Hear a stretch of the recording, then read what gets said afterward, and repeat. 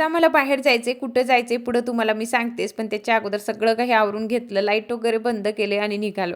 आता राजवीर तर ताईच्याकडेच राहतोय, का तर मम्मी तिथं गेलेत, मम्मीसोबतच त्याला कुठे पण राहायचं असतं आणि ताईच्याकडे मी इथं आले होते, म्हणजे आम्ही सोबत जाणार होतो. पण दीदीला इथं नेलपेंट लावायची होती. आता जे मी करते ते त्याला करायचंच असतं. मावशी तू करते तर मग मला पण पाहिजेच आणि तू का करून देत नाही, हा त्याचा मोठा प्रश्न असतो.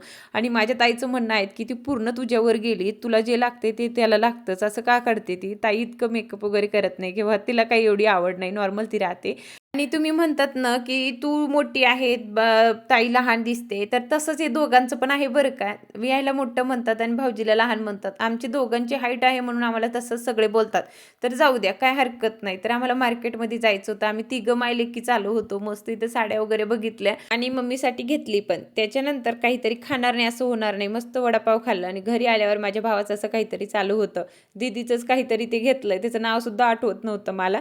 त्याच्यानंतर आम्हाला आता जेवण बनवायचं होतं. आता मम्मी आहे तोपर्यंत आम्ही एकमेकीच्या घरीच राहतो, आम्ही म्हणजे एकत्र जेवण बनवतो. तर ताईच्याकडे आज पुरणपोळीचा बेत होता, तेच आम्हाला करायचं होतं. त्याने मी लगेच पोळ्या बनवून घेतल्या, मम्मीनं खीर केली आणि ताईनं वरचे सगळे जे काही कामं होते ना ते आवरून घेतले. आता भाजी वगैरे करणं ताईकडं होतं, एक एक काम करून आम्ही सगळे करत होतो.